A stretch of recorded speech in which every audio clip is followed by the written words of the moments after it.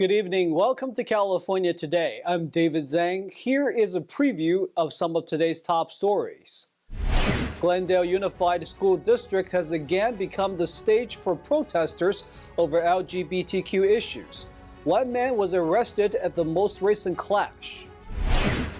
The governor's office has a new spending plan to help immigrants impacted by this year's winter storms. The administration is setting aside $95 million to be distributed to those in need. A man has just been arrested for his alleged connection to a fire from last July. The blaze was initially reported as a wildfire, but is now being investigated as arson. More on the missing Titanic tourist submarine. The U.S. Coast Guard gave a press briefing today and reported no major breakthroughs as the search and rescue efforts continue. The U.S. Coast Guard on Wednesday provided the latest updates on the search and rescue mission for the Titanic tourist submersible that went missing on Sunday. The number of surface vessels in the operation will rise from 5 to 10 in the next 24 to 48 hours, with 2 remotely operated vehicles underwater now and more on the way. The surface search is now approximately 2 times the size of Connecticut, and the subsurface search is up to 2.5 miles deep, exponentially expanding the size of the search area. Sonar devices detected banging noises from underwater on Tuesday, but the Coast Guard isn't sure what the noises are.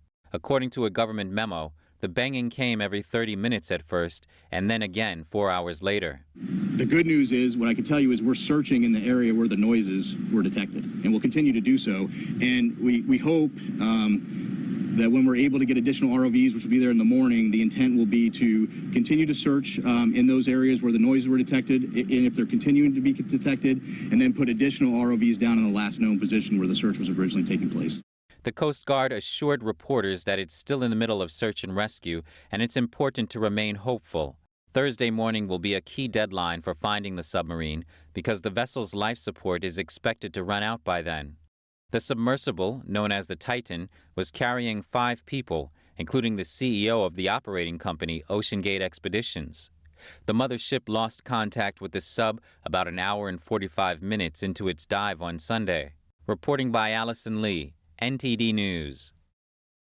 For the second time this month, the Glendale Unified School District headquarters became the stage for protesters and the LGBTQ+ community. Unfortunately, like the most recent June 6th protest, this was not a peaceful gathering. NTD's Christina Corona now with more on the story. There were fights just outside the district's Jackson Street location Tuesday night, which comes just 2 weeks after another violent protest occurred there. The last time the school board held a meeting was to decide whether the subject of LGBTQ+ and Pride Month should be included as part of the district's curriculum.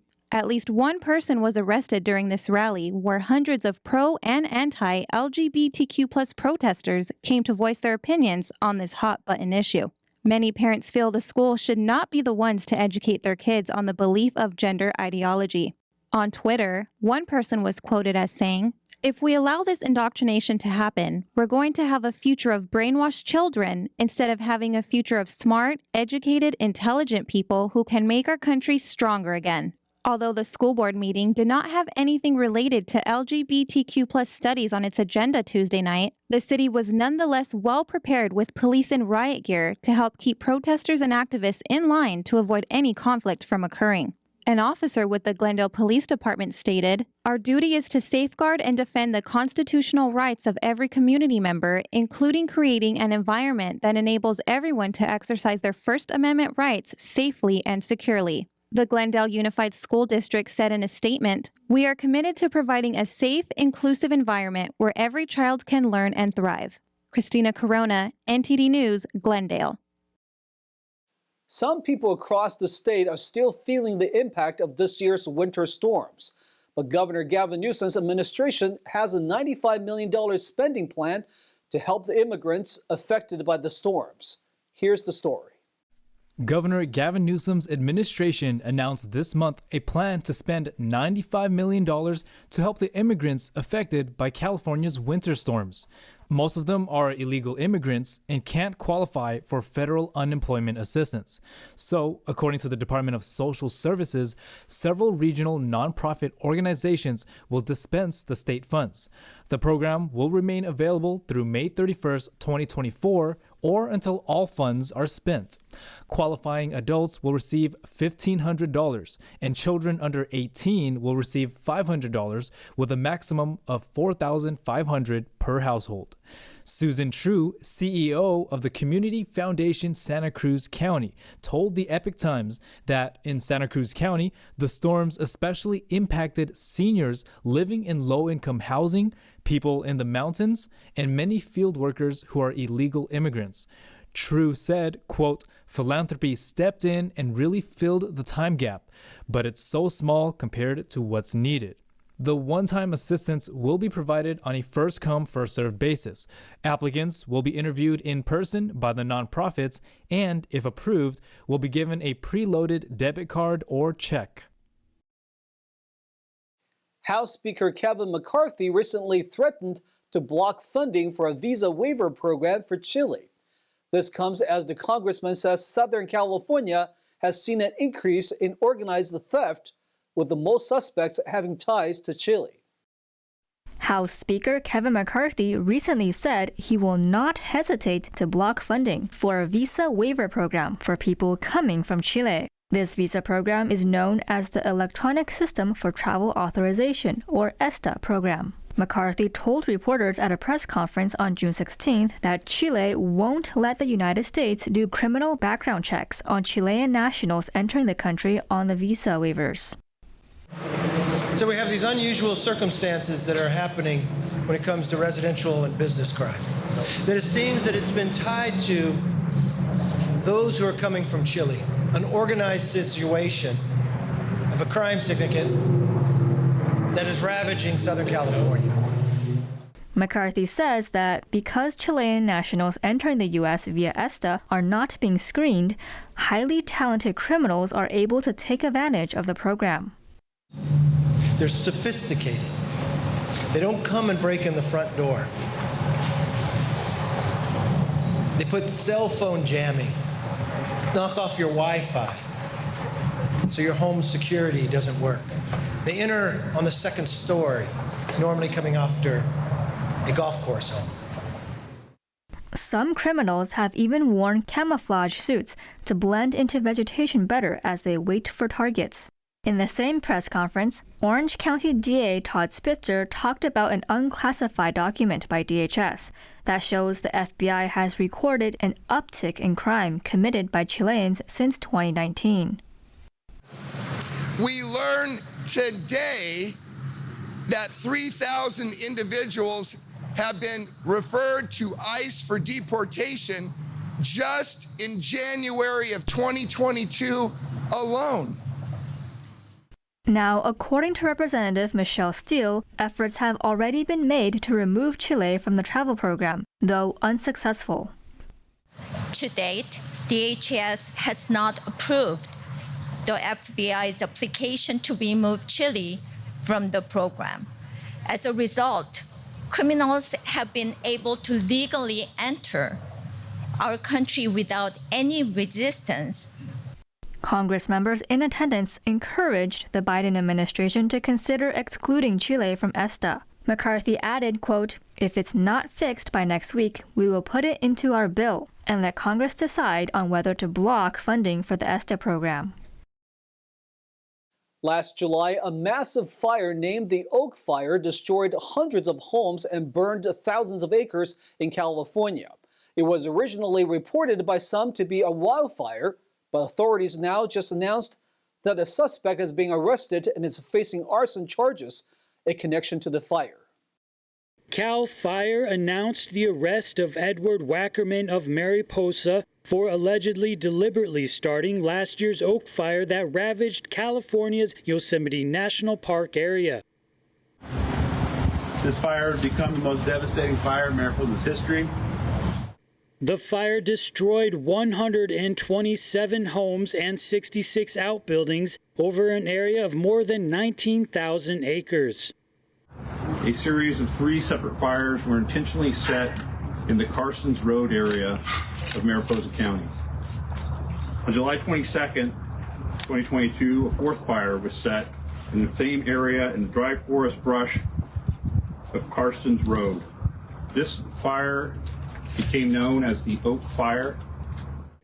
The suspect was taken into custody on Friday. According to a now taken down GoFundMe page, Wackerman is reportedly a retired firefighter of 12 years. His neighbors started the GoFundMe asking for funds to help Wackerman repair his water system damaged by the very fire he's charged with starting.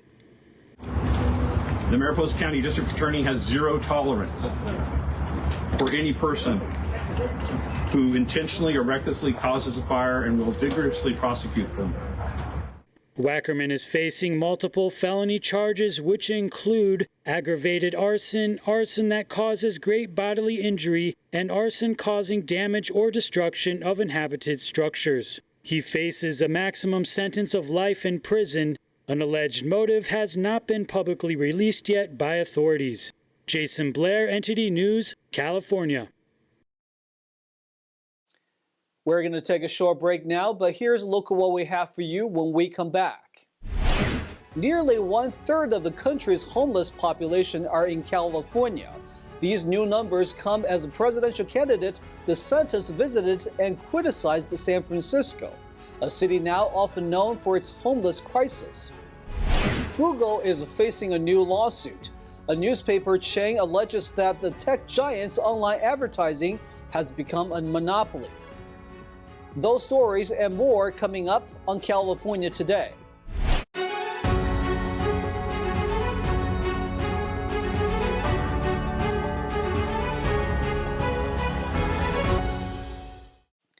Welcome back to California Today. I'm your host, David Zhang.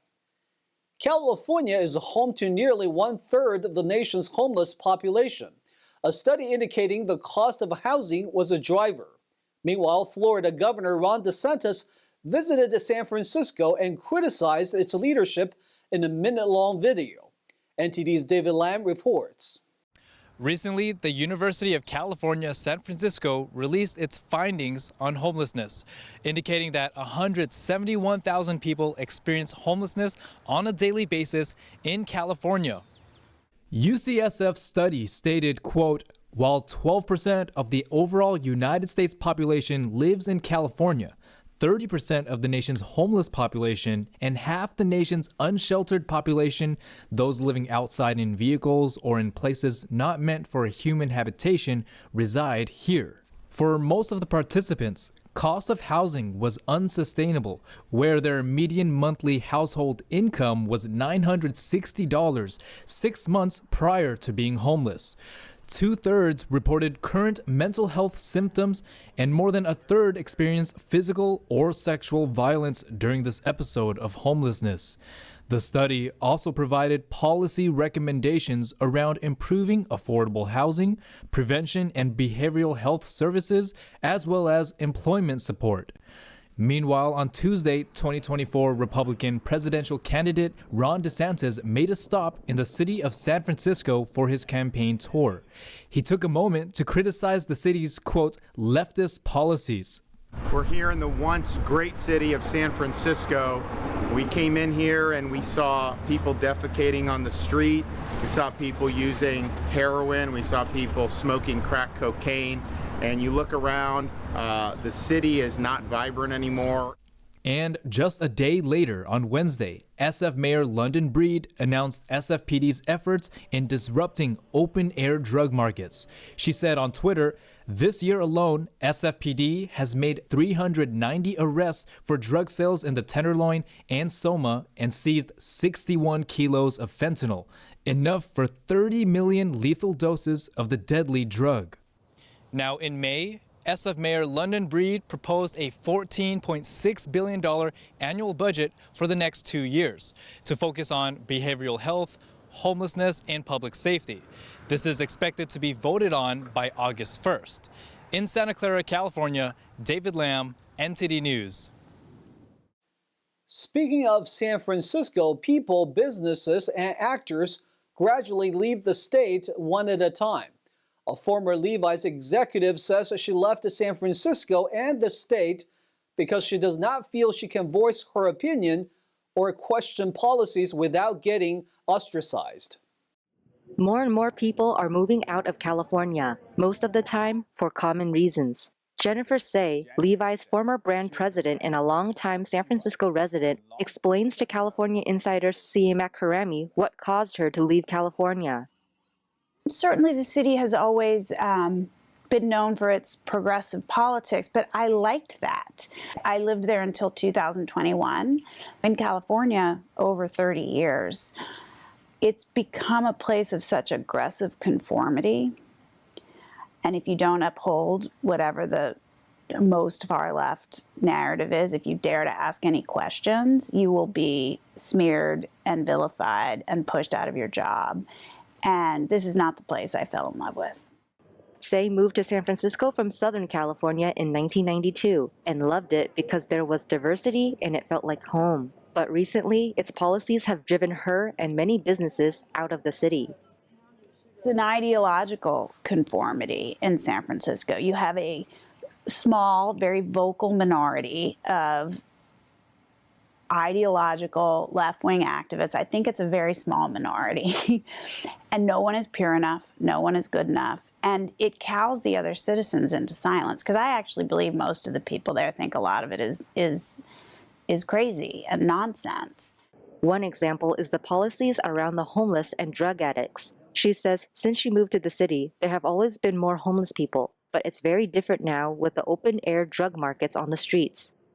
In my last few months there, 3 times I called the 911 because I thought somebody was dead on the street from having shot up. I mean, you could see the kit right there. That's not humane, not for the person using, not for the families that live there. There's no justifiable reason to have a policy that allows that kind of human suffering.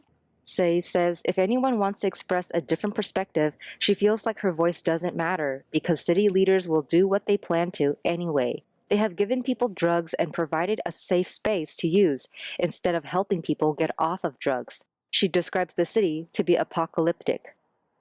They allow mentally ill people to make their mental illness worse by using drugs in the name of harm reduction. And I just would argue that is not compassionate. It's not compassionate and it's not working.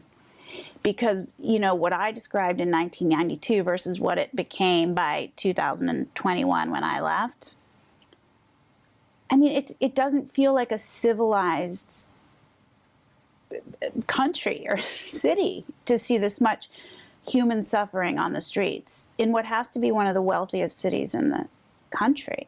Another issue she pointed out was the extended remote learning during the pandemic. She is an advocate of reopening schools sooner. It was very clear from the beginning. The data did not suggest this was necessary. Even if it did, I would argue it's a violation of our basic civil rights. 50,000 public school children in San Francisco were kept out of school for about 19 months while wealthy private school children went to school. So they're hypocrites too. They pretend everything is for the vulnerable and disadvantaged. That isn't what happened. Rich kids went to $60,000 a year private schools while poor kids were stuck home alone. It's gross. Say says she has identified as center-left her whole life, but living in a city where she could not express different views or ask questions, she will not put up with it. Although she still believes in some left-leaning policies, she no longer identifies as a Democrat. To watch the full program, be sure to tune in to California Insider on YouTube or Epic TV on the Epic Times website. Now, the largest U.S. newspaper chain has sued Google for online advertising monopoly. This comes after its newspaper ad revenue dropped 70%. Gannett, the largest U.S. newspaper chain and publisher of U.S. Today, on Tuesday sued Google for trying to corner the market for online advertising by monopolizing ad technology. In a complaint filed in Manhattan federal court, Gannett said Google's control over tools for buying and selling online ads forces publishers to sell more cheap ad space to the Alphabet company. Gannett said this leaves Google with, quote, exorbitant monopoly profits and dramatically less revenue for publishers and its ad technology rivals. In a statement, Gannett's chairman and CEO said, digital advertising is the lifeblood of the online economy. Without free and fair competition for digital ad space, publishers cannot invest in their newsrooms. But Google said the claims were wrong and that publishers keep most of the revenue when they use Google. Gannett has more than 200 daily newspapers. The company said digital advertising is a $200 billion business, up nearly eightfold since 2009, but newspaper ad revenue fell nearly 70% over that time. Now we're gonna turn it to NTD's Tyler Castile for the rundown on sports.